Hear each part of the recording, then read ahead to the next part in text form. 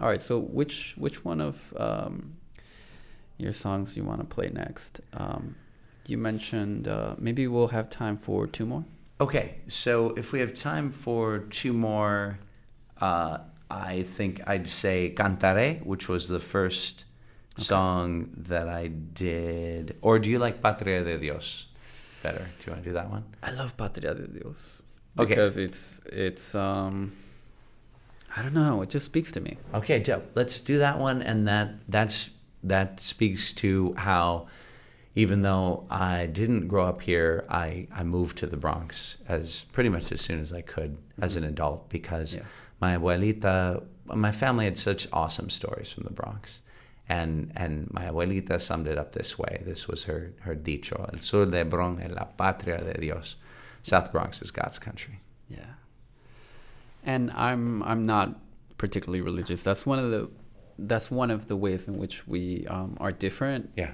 Or in which we differ in our worldview.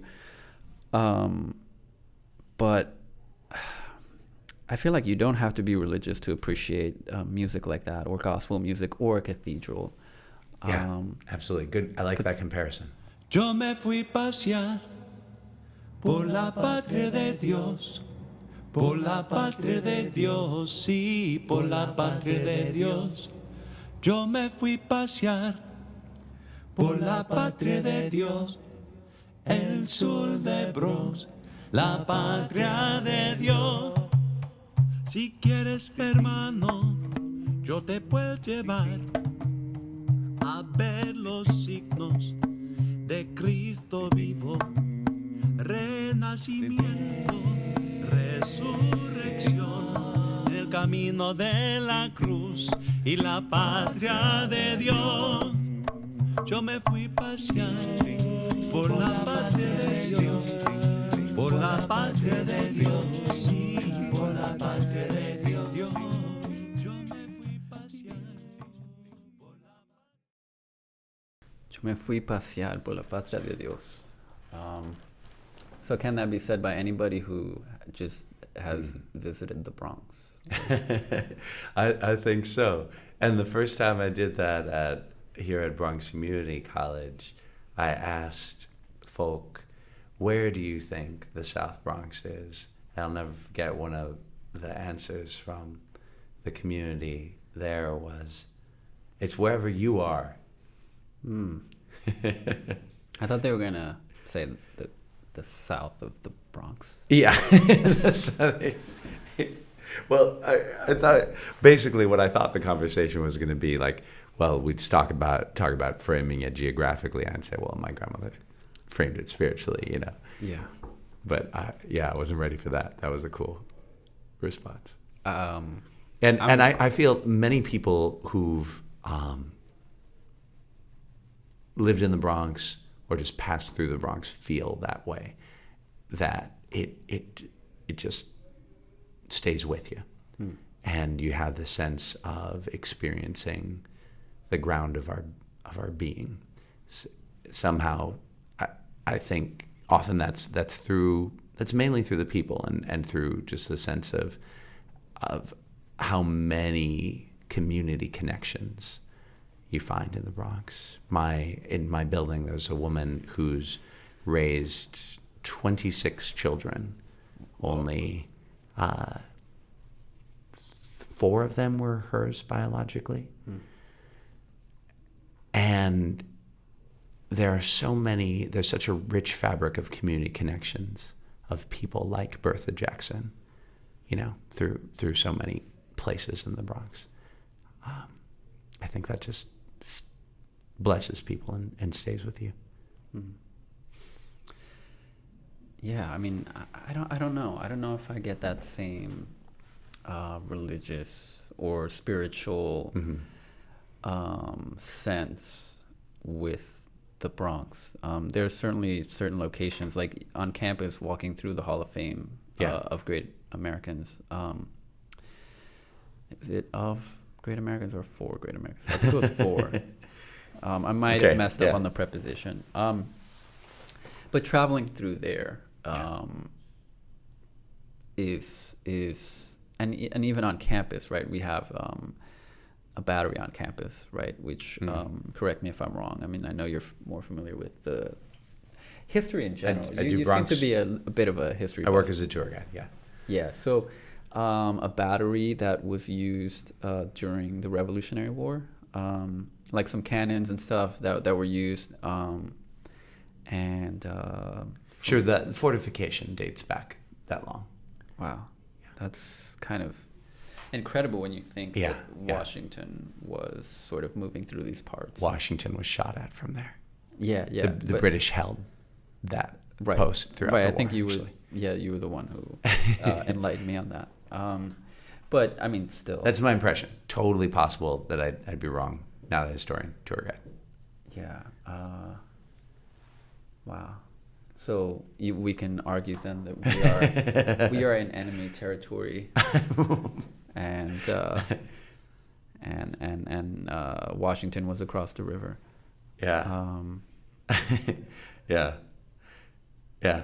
Well, I mean, it's rich with layers. I think layers of significance for me, they're highly romanticized. You know, so it may not work on a rational level for everybody, but physically, I think the Bronx is it's the top of New York, and in many ways, it's logistically central for the region. The Cross Bronx went through here because this is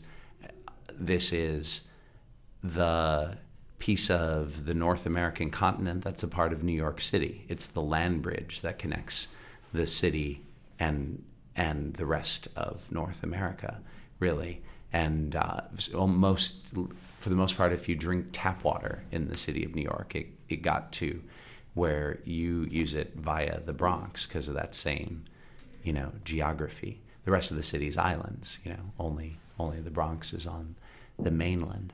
And yeah, so there are these things that are dynamic about New York and these things that are dynamic about the continent and the country that this is the place where they meet in many dramatic ways.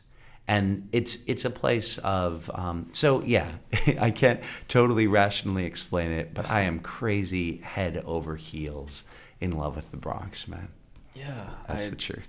And that definitely comes off in your music. Starting with the Bronx's people. Yeah. Do we have a snippet of "Meet Me in the Bronx"? Or We don't, man. But so that would be a working section song. So I'd love to come back to and share that with you when I've got some working section material together. Okay. I mean, we do have let's call it Got a performance low video, budget, a low budget. a performance that you did at the writing Yeah, center. it is a 100% rehearsal free. There is no element of practice in advance. At least not together. I mean, I practiced that song, but we were off the cuff.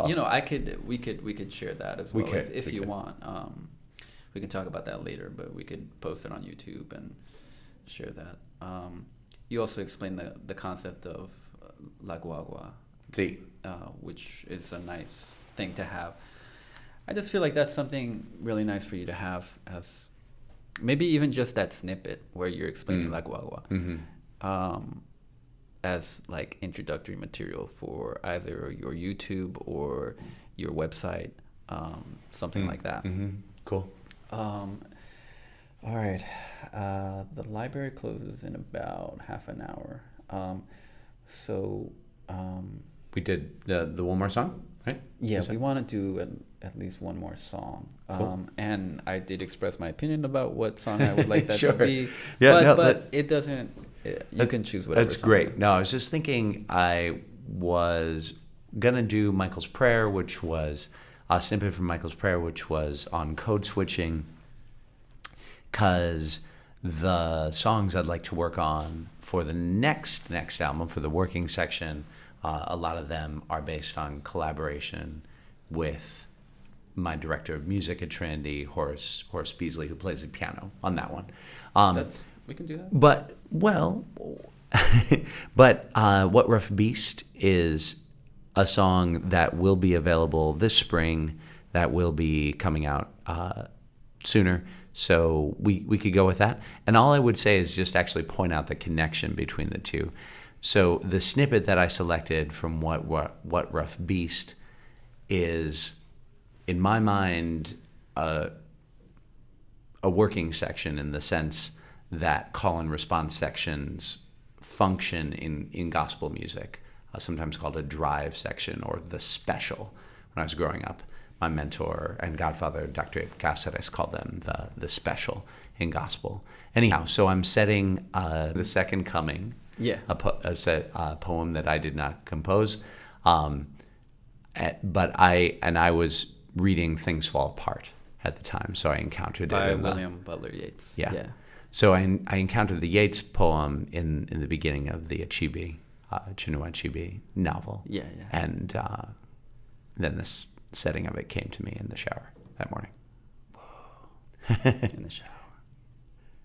That's some dark thoughts to be thinking in the shower. Right. Okay. So next what you're going to hear is a little snippet of What Rough Beast, Marcos's rendition of Yeats' poem, The Second Coming.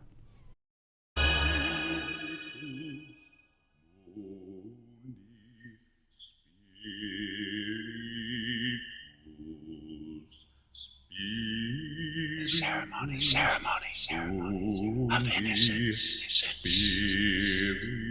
is drowned.